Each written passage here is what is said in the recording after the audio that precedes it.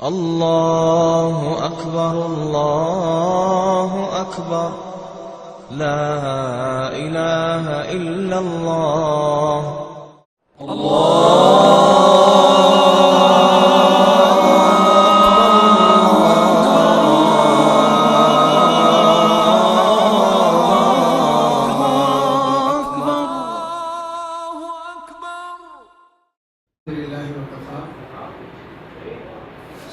والسلام على عباده الذين اصطفى أما بعد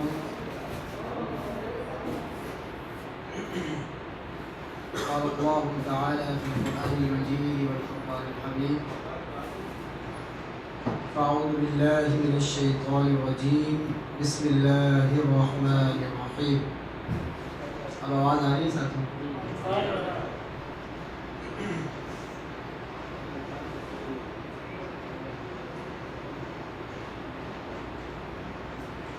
فَلْيَضْحَكُوا قَلِيلًا وَلْيَبْكُوا كَثِيرًا. وقال النبي صلى الله عليه وسلم لو تعلمون ما أعلم لضحكتم قليلا ولبكيتم كثيرا أو كما قال النبي صلى الله عليه وسلم. حاضرین محترم، عزیز دوستوں، ساتھیوں اور بزرگوں،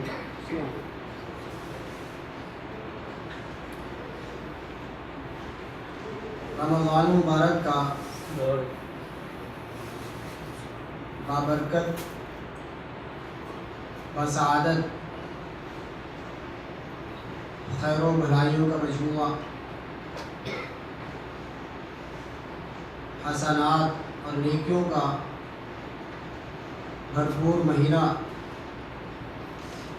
واللہ رب العزت کی توفیق سے ہماری زندگیوں میں آیا اور رخصت ہو گئی. خوش نصیب ہیں وہ لوگ، بسعادت اور مبارکباد کے مستحق ہیں وہ لوگ کہ جنہوں نے اس مہینے بابرکت مہینے کی سعادتوں سے، برکتوں، خیر اور بھلائیوں سے اپنے دامن کو بھر لیا، صحیح معنوں میں اس مہینے سے فیضیاب ہوئے اور خوب اس مہینے سے استفادہ کیا اور اس بددعا کے مصداق بننے سے بچ گئے کہ جس میں اس شخص کے لیے وعید ہے کہ جس نے رمضان مبارک کو پایا اور اپنی مغفرت نہ کروائی تو اس وعید سے، اس لعنت سے اور اس بددعا سے اپنے آپ کو بچا لیا.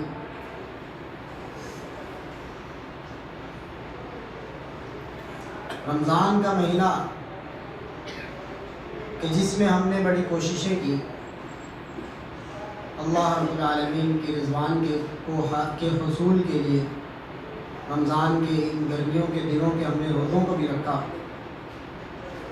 اس کے فرائض اور نوافل نمازوں کو بھی ہم نے ادا کیا، قیام اللیل کی عبادت کو بھی ہم نے بخوبی انجام دیا، قرآن کریم کی تلاوت سے اپنے قلوب اور اذہان کو منور کیا.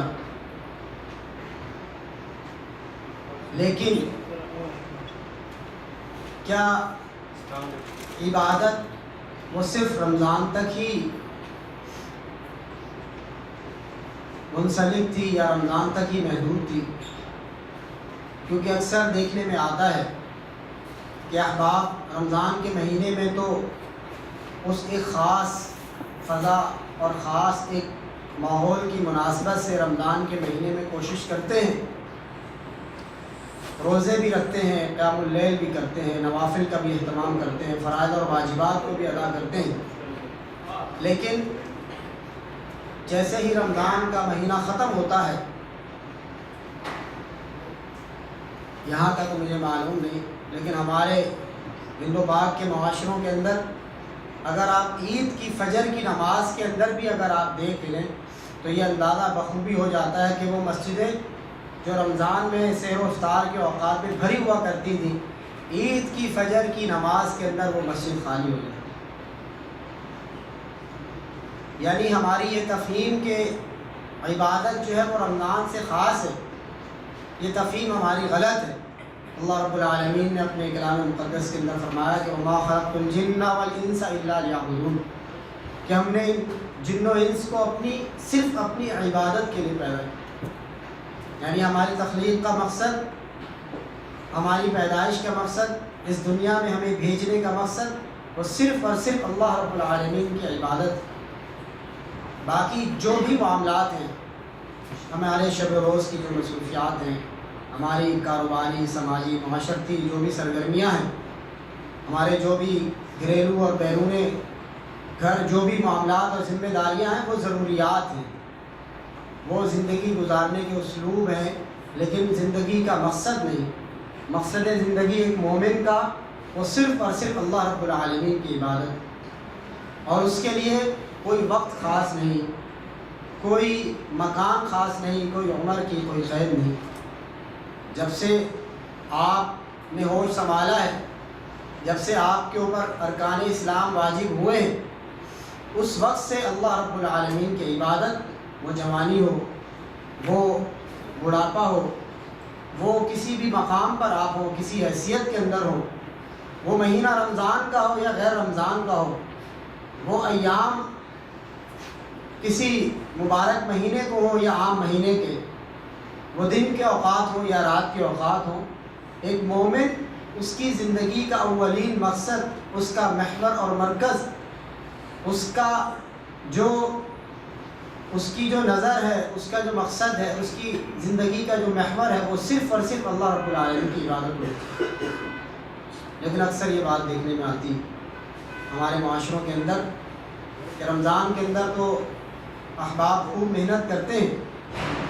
لیکن اس کے بعد رمضان گزر جائے، پھر دوبارہ حتیٰ کہ یہ شوال کے روزے بھی رکھنا مشکل ہو جاتا ہے، اور اگر سفر کے اندر ہو اور کوئی ساتھی روزہ نہ رکھے یا روزہ رکھ لے اور اسے کہا جائے کہ سفر کا موقع ہے، آپ روزہ چھوڑ دیں، اللہ رب العالمین نے یا شریعت اسلامیہ نے رخصت دی ہے، تو آپ اس روزے کو مؤخر کر لیں سفر کی وجہ سے، کیوں اتنی تکلیف اٹھاتے ہیں؟ ایک شریعت نے رخصت دی ہے۔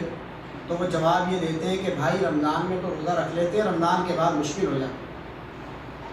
جو روزہ آپ رمضان میں رکھ لیتے ہیں وہ رمضان کے بعد کیوں مشکل ہو جاتا ہے؟ اسی طریقے سے قرآن کریم کی تلاوت ہے، ماشاءاللہ ساتھیوں سے گفتگو ہوتی ہے تو بتلاتے ہم نے اتنے ختم قرآن کریم کے رمضان مبارک کے اندر کمپلیٹ کر لیے، مکمل کر لیے، لیکن رمضان گزر جائے تو اس کے بعد ہم قرآن کو اٹھا کر اس کی تلاوت تو درکنار، اس کی طرف دیکھنا بھی جو ہے ہم دوبارہ نہیں کرتے، اور مہینوں میں مہینے گزر جاتے ہیں، کبھی بات ہو تو پتہ چلے کہ قرآن کی تلاوت عرصے سے نہیں۔ اور نوافل کا تو کیا کہنا کہ فرائض کے اندر کوتاہی کی جاتی ہے۔ اگر کسی سے بات کی جائے کہ آپ دن بھر میں کتنے نوافل پڑھتے ہیں، یا رمضان میں تو قیام اللیل کا اہتمام کیا کرتے تھے، 8 یا 20 رکعات جو بھی جس ساتھی کا جو بھی نقطہ نظر ہے ادا کیا کرتے تھے، تو عام دنوں کے اندر قیام اللیل کی کیا کیفیت ہے؟ کم از کم 2 رکعت ہی ادا کر لی جائے تو یہ نوافل تو دور کی بات ہے، فرائض کے اندر کوتاہی در آتی۔ حاضرین محترم، دوستوں، ساتھیوں، بزرگوں، کسی کہنے والے نے کہا کہ اگر آپ یہ دیکھنا چاہیں، اس بات کو معلوم کرنا چاہیں، اس کا احتساب کرنا چاہیں، یا اس کا پیمانہ یا میزان قائم کرنا چاہیں کہ آیا ہماری رمضان کی عبادات وہ اللہ رب العالمین کی بارگاہ میں قبول و منظور ہوئی ہے یا نہیں، تو اس کے لیے ایک پیمانہ ہے کہ رمضان سے پہلے کی زندگی اور رمضان کے بعد کی زندگی، ان دونوں کا موازنہ کر لیجئے، خود اپنا احتساب کر لیجئے۔ ہر شخص اپنے گریبان میں جھانک کر اپنے شب و روز کے افعال اور اعمال کو پرکھ لے،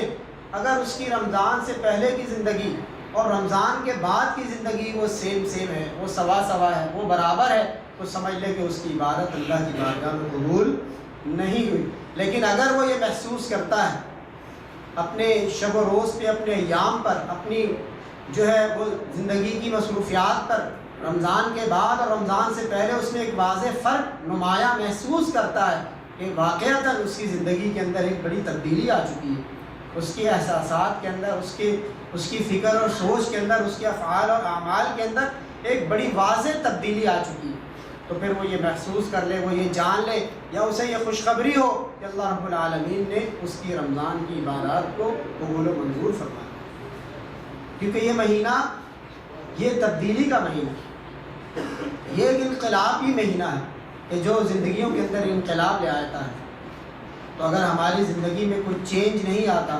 کوئی تبدیلی اور تغیر نہیں پیدا ہوتا، ہماری زندگیوں کے اندر کوئی انقلاب برپا نہیں ہوتا اس مہینے کو گزارنے کے باوجود، تو پھر میرے بھائیوں، پھر ہمیں فکر کرنی چاہیے، پھر ہمیں محاسبہ کرنا چاہیے، پھر ہمیں سوچنا چاہیے، پھر ہمیں اپنے معاملات کے اوپر توجہ دینے کی ضرورت ہے کہ اللہ رب العالمین ہم سے ناراض ہے، ہماری زندگیوں میں کوئی تبدیلی پیدا نہیں۔ اور حاضرین محترم، دوستوں، ساتھیوں، بزرگوں، رمضان کا جو بنیادی مقصد وہ اللہ رب العالمین کا، اللہ رب العزت کا خوف، اس کی خشیت اور تقوی، اگر ہمارے اندر یہ صفت پیدا ہو گئی ہے تو صد مبارک، مرحبا، لیکن اگر وہ تقوی کی کوئی رمق ہمارے دل کے اندر، اس کی کوئی کرن ہمارے دل کے اندر روشن نہیں ہوئی، تو پھر میرے بھائیوں ہمیں فکر کرنی چاہیے۔ اگر تقوی کی کوئی رمق رمضان کا مہینہ گزارنے کے باوجود نہیں پیدا ہوئی، تو پھر ہمیں فکر کرنی چاہیے اپنی اس عبادت کی قبولیت۔ اللہ اکبر، یہ تقوی کہ جو کہ تمام عبادتوں کا ماخذ اور تمام عبادتوں کا نچوڑ ہے۔ نماز ہم پڑھتے ہیں، قرآن کریم کی تلاوت کرتے ہیں، رمضان کے روزے رکھتے ہیں، بنیادی مقصد ان عبادات کا کہ اللہ رب العالمین کا خوف، اللہ رب العزت کی خشیت، تقوی، خشیت الہی بندے کے دل کے اندر پیدا ہو جائے۔ اور جس بندے کے دل میں اللہ کا خوف پیدا ہو گیا، اللہ کا ڈر پیدا ہو گیا، اللہ کی خشیت پیدا ہو گئی، جس بندے کے دل میں تقوی بیدار ہو گیا، تو یہ بڑی عظیم کامیابی ہے۔ یہی صراط مستقیم پہ انسان کو گامزن کرنے والی، اللہ رب العالمین کی رضوان کو جو ہے اس کے عطا کرنے والی، اللہ رب العزت کی خوشخبریاں، بشارتیں اسے حاصل ہونے والی، اور جنت میں بہترین ٹھکانہ، قیامت کے دن بہترین ٹھکانہ جنت کی صورت میں اسے حاصل ہونے والا۔ اللہ اکبر، اللہ رب العزت نے قرآن مجید کے اندر اس بات کو ارشاد فرمایا، اعوذ باللہ من الشیطان الرجیم، وَلِمَنْ خَافَ مَقَامَ رَبِّهِ جَنَّتَانِ، کہ جو اپنے رب کے سامنے کھڑے ہونے سے ڈر گیا، جس کے دل کے اندر اللہ کا خوف اور اس کی خشیت پیدا ہو گئی، اس کے لیے جنتان، ایک نہیں دو جنتیں، باغات۔ اور اسی بات کو اللہ رب العالمین نے دوسرے مقام پر فرمایا کہ من خاف مقام ربہ ونہى النفس عن الہوى فإن الجنة هي المأوى، جو شخص، جو بندہ اپنے رب کے سامنے کھڑے ہونے سے ڈر گیا اور اس کے نتیجے میں اس نے اپنی نفس کی خواہشات کو، خواہشات نفسانی کو اس نے روک لیا، اپنے نفس پر اس تقوی کے نتیجے میں، اس خوف کے نتیجے میں، اپنے رب کے سامنے کھڑے ہونے کے ڈر اور خوف کے نتیجے میں اس نے اپنے نفس پر کنٹرول پا لیا، اپنے نفس کو قابو کر لیا، اپنے نفس کی خواہشات کو اس نے روک لیا، وَنَهَى النَّفْسَ عَنِ الْهَوَىٰ فَإِنَّ الْجَنَّةَ هِيَ الْمَأْوَىٰ، ایسے ہی لوگوں کا ٹھکانہ وہ جنت ہے۔ اگر ہم نے اپنی ہوائے نفسانی کو، اپنی خواہشات کو اللہ رب العالمین کی طرف سے عطا کردہ اس تقوی کی بدولت اس کو کنٹرول کر لیا، تو اس کے نتیجے میں اللہ رب العزت کی طرف سے انعام کیا ہے؟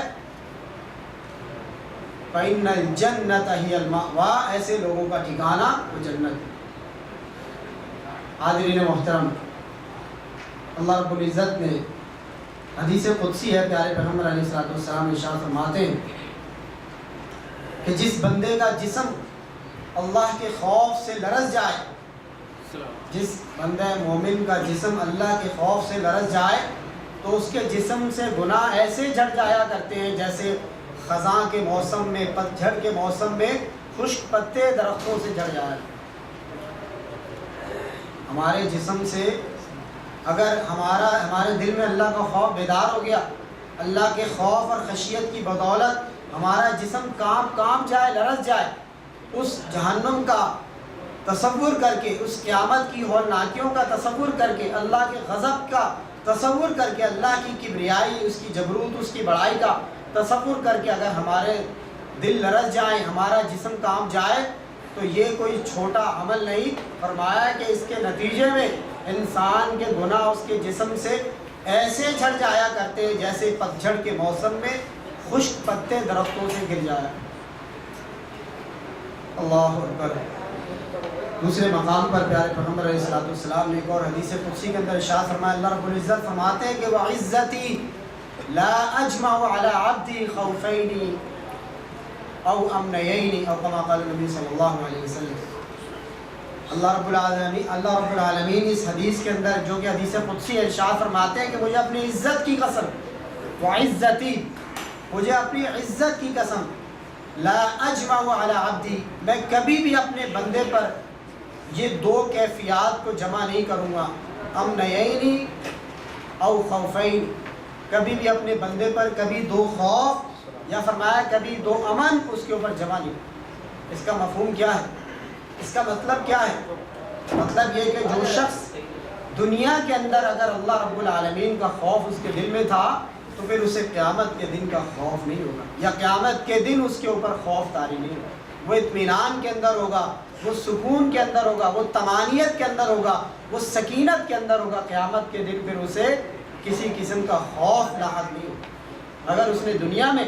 اللہ کے ڈر اور خوف کے تحت اپنی زندگی کو گزار دیا، اللہ سے ڈرتا رہا، اللہ کی خشیت اس کے دل کے اندر زندہ و تابندہ رہی، ہر زندگی کا ہر لمحہ اور موڑ اس نے اللہ کی خشیت کے تابع گزار دیا، اپنی نفسانی خواہشات کو روک روک کے رکھا،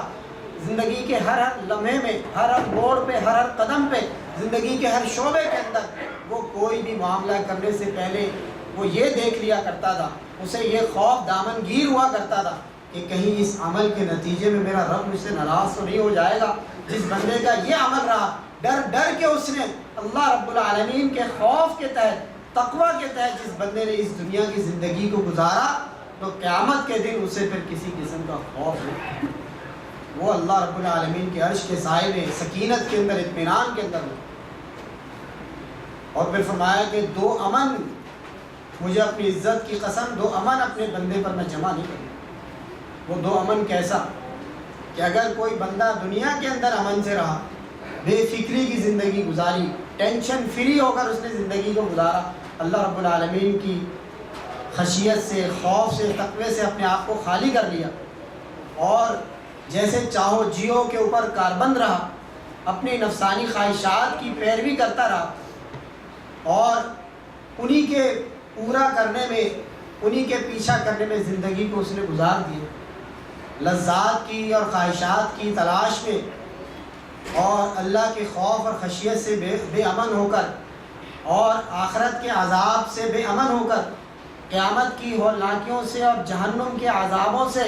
وہ بے خوف اور بے امن رہا۔ فرمایا کہ پھر ایسے بندے کے اوپر آخرت کے دن پھر اسے خوف اس کے اوپر طاری کر دیا جائے۔ ایسے بھی لوگ ہوں گے جو قیامت کے دن اپنے گناہوں کے بقدر پسینوں کے اندر غوطے کھا رہے ہوں گے، اور نفسی نفسی کا وہ عالم ہوگا، وہ خوف ان کے اوپر طاری ہوگا۔ اللہ اکبر۔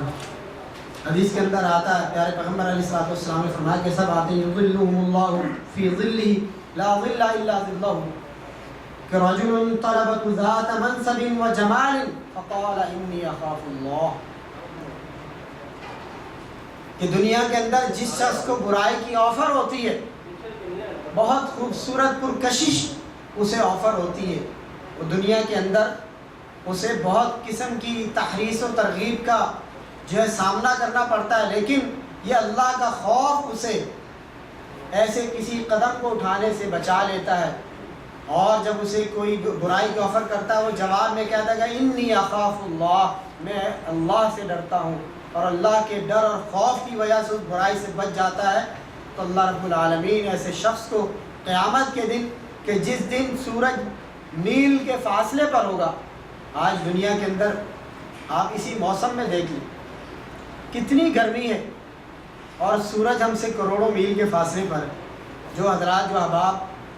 جو ہے جدید علوم سے واقف ہیں، میڈیکل سائنسی علوم سے واقف ہیں، وہ جانتے ہیں کہ سورج ہم سے کروڑوں میل کے فاصلے پر،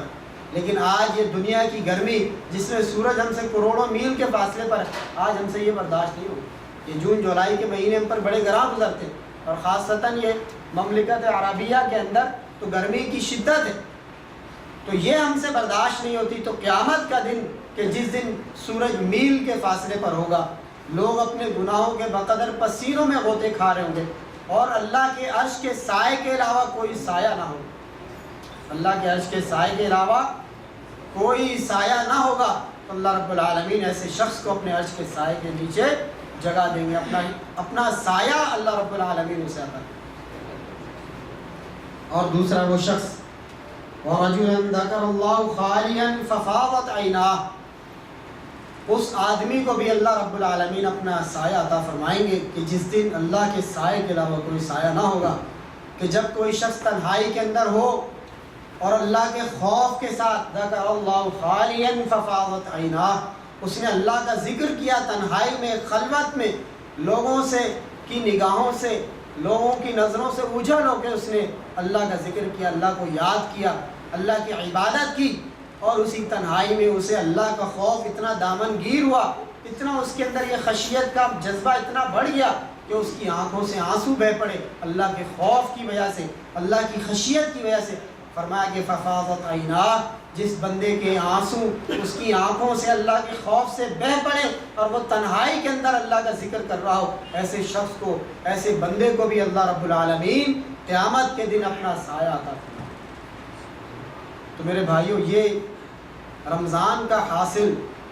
رمضان کا نچوڑ، یہ تقویٰ کی صفت، یہ خشیت الہی، یہ اللہ کا ڈر اور خوف اگر یہ مومن کے دل میں پیدا ہو جائے، واللہ بڑی سعادت کی بات ہے، بڑی مبارکباد کی بات ہے، بڑی خوش قسمتی کی بات ہے، گویا کہ دنیا و آخرت کی سعادتیں اور کامیابیاں اس نے اپنے دامن کے اندر سمیٹ، دنیا میں بھی اسے بشارتیں ہیں اور آخرت میں تو فوز و کامیابی اس کے قدم چومے گی، فوز و کامیابی اس کا مقدر بنے گی، اور آخرت میں اللہ کی رضوان اور جنت اس کا حصول اس کا مقدر ٹھہرے۔ اللہ اکبر۔ تین قسم کی آنکھیں پیارے پیغمبر علیہ السلام نے فرمایا کہ وہ جہنم کو نہیں دیکھی، ان میں ایک وہ آنکھ ہوگی کہ جو کہ اللہ کے خوف سے بہنے والی ہوگی، اللہ کے خوف سے بہنے والی ہوگی۔ آنسو اس کی آنکھوں سے، کسی شخص کی آنکھوں سے اگر آنسو بہہ پڑے اللہ کے خوف سے، فرمایا کہ اس آنکھ کو اللہ رب العالمین اس کے اوپر جہنم کی آگ کو حرام کر دے۔ یہ آگ اللہ رب العالمین اس کو جہنم کی آگ سے دور فرما دیں گے، جہنم کی آگ کو اس آنکھ کے اوپر حرام فرما دیں گے۔ اور فرمایا کہ دوسری جو آنکھ جو پہرے دار ہو، اللہ کے راستے میں جہاد فی سبیل اللہ، وہ پہرا دے رہا ہے، رات کو جاگ رہا اپنے جو ہے مجاہد بھائیوں کی حفاظت کے لیے، تو پہرے دار کی جو آنکھ جو اللہ کے راستے میں جاگتی رہی، جس نے اپنی نیند کو قربان کیا، اس آنکھ پر بھی اللہ رب العالمین جہنم کی آگ کو حرام کر دیں گے۔ اور تیسری وہ آنکھ جو اللہ کی منع کردہ چیزوں کو، حرام کردہ چیزوں کو نہ دیکھنے والی ہوگی، جس بات سے اللہ اور اس کے رسول نے منع کر دیا، جن چیزوں کو، محرمات کو دیکھنے سے منع کر دیا، ان حرام چیزوں کو نہ دیکھنے والی آنکھ، ایسی آنکھ پر بھی اللہ رب العالمین جہنم کی آگ کو حرام کر دیا۔ تو میرے بھائیوں، یہ خوف، یہ اللہ رب العالمین کی خشیت اگر ہمارے دلوں میں اس رمضان کی اس مشقت سے، رمضان کی اس مشق سے، رمضان کی اس محنت سے اگر ہمارے اندر یہ صفت پیدا ہو گئی تو یہ بڑی سعادت کی بات، وگرنہ پھر ہمیں اس کی فکر کرنی چاہیے اور اس کے حصول کی تگ و دو کرنی چاہیے، ان افعال اور اعمال کو اختیار کرنا چاہیے، اور اللہ رب العالمین سے معافی بھی مانگنی چاہیے کہ ہمارا دل اتنا سخت کیوں ہو گیا، ہمارا دل اتنا پتھر کیوں ہو گیا، اور کیوں ہمارے دل اس قرآن کی آیت کے مصداق بن گئے۔ فرمایا کہ کچھ دل ایسے ہوتے ہیں جو پتھر سے بھی زیادہ سخت ہوتے ہیں، کیونکہ پتھر پر بھی اگر پانی مسلسل گرتا رہے تو پتھر بھی جو ہے وہ اس میں بھی سوراخ ہو جایا کرتے ہیں، لیکن یہ قلوب اتنے سخت ہو گئے کہ ان کے اوپر کوئی نصیحت، ان کے اوپر کوئی جو ہے وہ ایمان کی بات، ان کے اوپر کوئی موسم ہو، رمضان کا مہینہ ہو، رمضان کا موسم ہو، خیر و برکات اور بھلائیوں کا موسم ہو، کوئی چیز ان کے اوپر اثر نہیں کرتی تو پھر اللہ رب العالمین کی طرف رجوع کرنا چاہیے، اس سے جو ہے انابت الی اللہ کرنا چاہیے، اس سے توبہ کرنی چاہیے، اپنے دل کی سختی کو دور کرنے کے لیے اللہ سے دعائیں کرنی چاہیے۔ اللہ اکبر۔ اور اللہ کے خوف سے بہنے والے آنسو، اللہ کے خوف سے بہنے والے آنسو، ان کی اللہ رب العالمین کی بارگاہ کے اندر اس کی کیا قدر و منزلت ہے، اس کا کیا مقام اور درجہ ہے۔ اس چیز کی کمی رہ گئی ہے کہ ہمارے اندر وہ اللہ کا خوف پیدا نہیں ہوتا، ہمارے دل اللہ کی خشیت سے خالی ہے، ہماری آنکھوں کے اندر جو ہے وہ اللہ رب العالمین کے خوف سے آنسو نہیں آتے۔ تو میرے بھائیوں، عرض کرنے کا مقصد یہ تھا کہ ایک مومن کے دل کے اندر اللہ کا خوف اور تقویٰ پیدا ہو، اس کی آنکھیں آنسو بہانے والی ہو، جیسا کہ میں نے آپ کے سامنے شروع میں یہ آیت مبارکہ تلاوت کی کہ اللہ رب العالمین نے اپنے قرآن کلام مقدس کے اندر یہ بات ارشاد فرمائی کہ فَلْيَضْحَكُوا قَلِيلًا وَلْيَبْكُوا كَثِيرًا۔ اہل ایمان کو چاہیے کہ وہ تھوڑا ہنسا کریں اور زیادہ رویا کریں، اور دوسرے مقام پر فرمایا کہ وَتَضْحَكُونَ وَلَا تَبْكُونَ، تم ہنستے ہو اور تم روتے کیوں نہیں؟ یعنی ایک مومن کی زندگی وہ کوئی کھیل تماشے کی نظر نہیں ہونی چاہیے، وہ لہو و لعب کی نظر نہیں ہونی چاہیے، بلکہ اس کو اپنی آخرت کی فکر ہو، اللہ کا خوف اور ڈر اس کے دل کے اندر ہو، اس کی زندگی کی قیمتی ساعتیں وہ کھیل تماشے میں، کھیل کود میں، لہو و لعب میں، ہنستے کھیلتے، مذاق میں، تفریح میں، قہقہے لگاتے ہوئے نہیں گزرنی چاہیے، بلکہ زیادہ سے زیادہ اللہ کی عبادت کے اندر، اللہ کے خوف کے اندر، اللہ کی خشیت کے اندر، اللہ کی یاد میں آنسو بہاتے ہوئے گزارنی چاہیے۔ میں نے آپ کے سامنے حدیث بھی شروع کے اندر بیان کی کہ اللہ کے رسول علیہ الصلوۃ والسلام نے ارشاد فرمایا، صحیح بخاری کی روایت ہے کہ لو تعلمون ما اعلم لضحکتم قلیلا ولبکیتم کثیرا، کہ اے صحابہ کرام، آپ نے لوگوں سے مخاطب کر کے ارشاد فرمایا کہ اگر تم وہ جان لو جو میں جانتا ہوں، لضحکتم کثیرا، تو تم زیادہ، لضحکتم قلیلا ولبکیتم کثیرا، تم تھوڑا ہنسا کرو اور زیادہ سے زیادہ رویا کرو اگر تمہیں اس بات کا علم ہو جائے جو مجھے معلوم۔ یعنی وہ معرفت کی چیزیں جو میرے علم اور مشاہدے کے اندر ہیں، اگر تمہیں وہ پتہ چل جائے تو تمہاری زندگیوں میں ہنسی جو ہے وہ کم ہو جائے اور رونا جو ہے وہ زیادہ ہو جائے۔ اور دوسری حدیث ہے جامع ترمذی کی کہ اللہ کے رسول علیہ الصلوۃ والسلام نے ارشاد فرمایا کہ بے شک میں وہ چیزیں دیکھتا ہوں جو تم نہیں دیکھتے، میں وہ چیزیں سنتا ہوں جو تم نہیں سنتے، اور اللہ کی قسم کہ آسمان اللہ کے خوف سے چرچرا رہا ہے۔ یعنی آسمان اگر اس ٹیبل کے اوپر 10 آدمی چڑھ جائیں تو اس کی آواز چرچراہٹ میں تبدیل ہو جائے گی۔ فرمایا کہ آسمان اللہ کے خوف سے اور فرشتوں کے بوجھ سے چرچرا رہا ہے، اسے چرچرانا چاہیے۔ فرمایا کہ آسمانوں کے اوپر چند جو ہے وہ بالشت کی جگہ ایسی نہیں ہے جہاں کوئی نہ کوئی فرشتہ اللہ رب العالمین کے لیے سجدہ نہ کر رہا ہو۔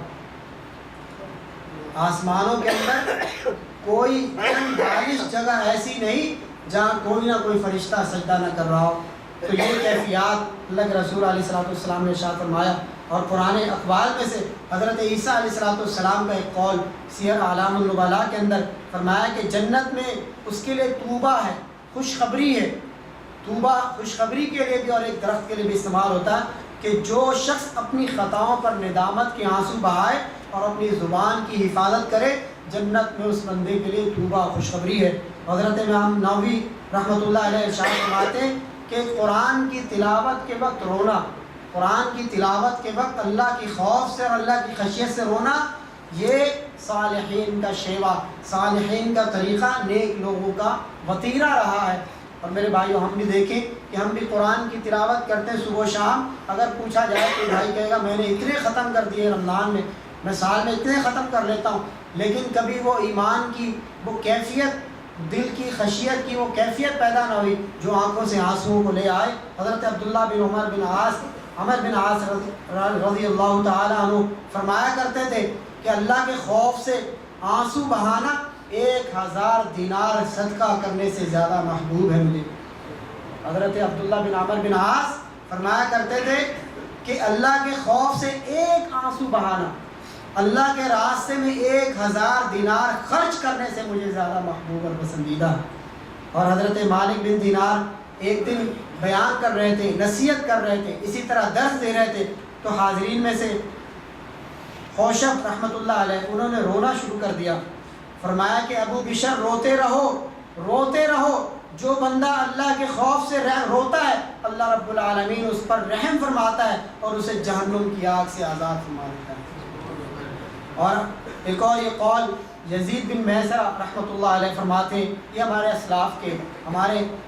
اصحاب کے، تابعین کے، ائمہ کے وہ اعمال اور افعال اور اقوال ہیں جو آپ کے سامنے بیان کیے جا رہے ہیں. یزید بن میسرہ رحمۃ اللہ علیہ فرماتے ہیں کہ انسانوں کا رونا 7 قسموں کا ہوتا ہے. انسانوں کا رونا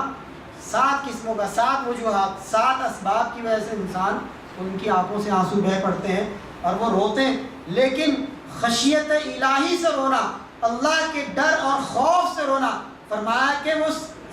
آگ کے سمندروں کو بھی بجھا دیتا ہے. اللہ اکبر. اللہ کے خوف سے رونا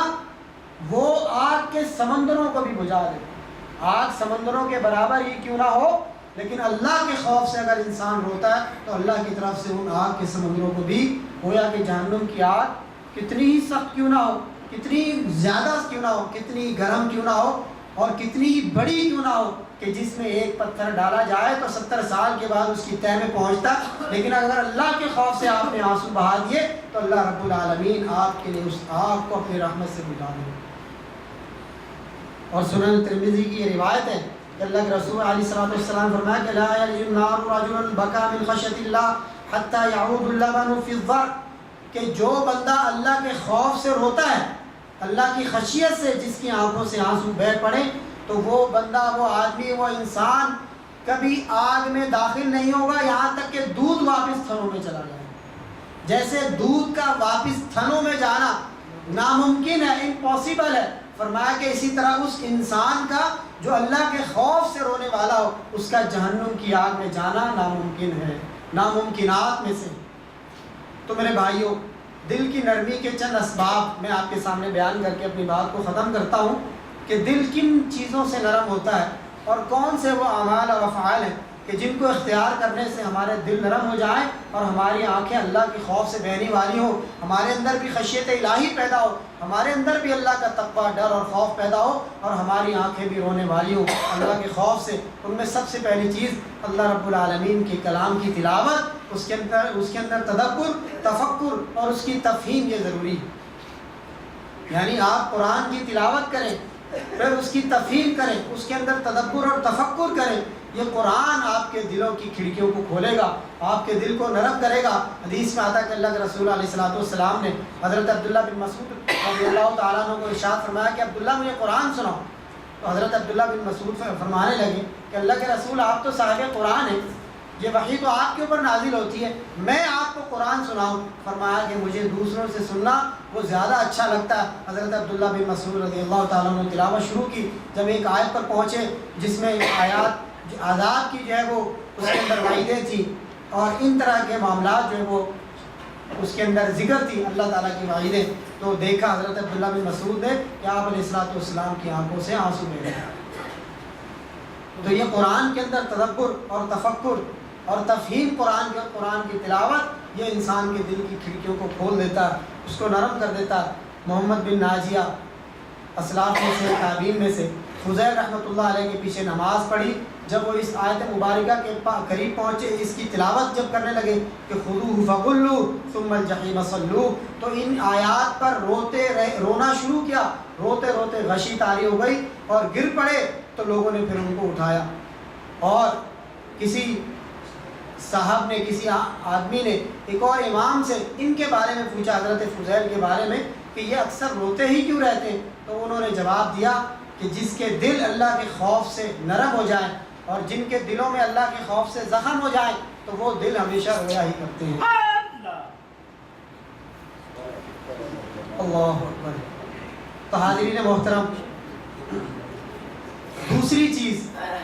کہ جس کی وجہ سے انسانوں کے دل جو ہے وہ نرم ہو جاتے ہیں اور ان کی آنکھیں آنسو بہاتی ہیں، پہلی چیز آپ کے سامنے ذکر کی کہ کلام الہی کے اندر تدبر اور اس کے اندر تفکر. دوسری چیز کہ کوئی نصیحت کی بات آپ کے سامنے آئے، اس کو غور سے سننا، اس پہ توجہ دینا.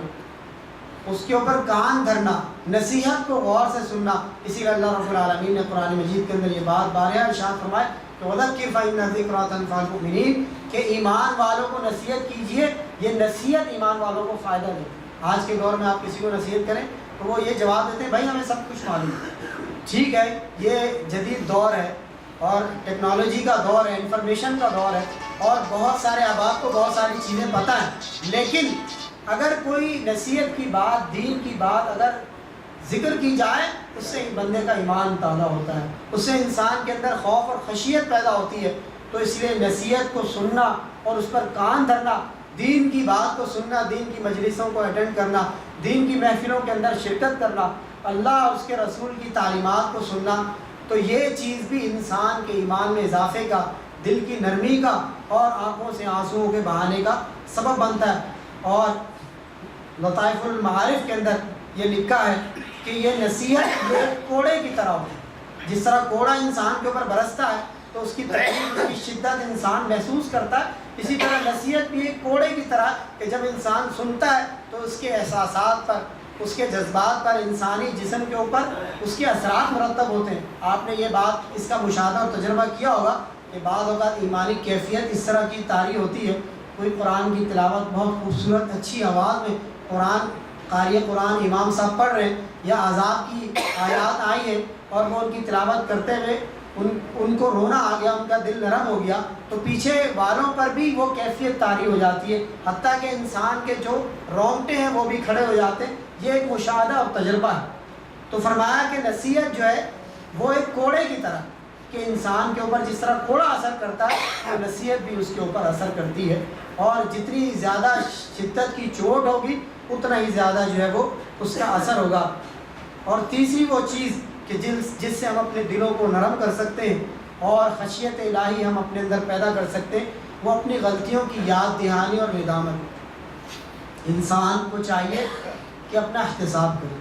جب بھی آپ رات کو سونے لگیں، بستر پہ آپ جائیں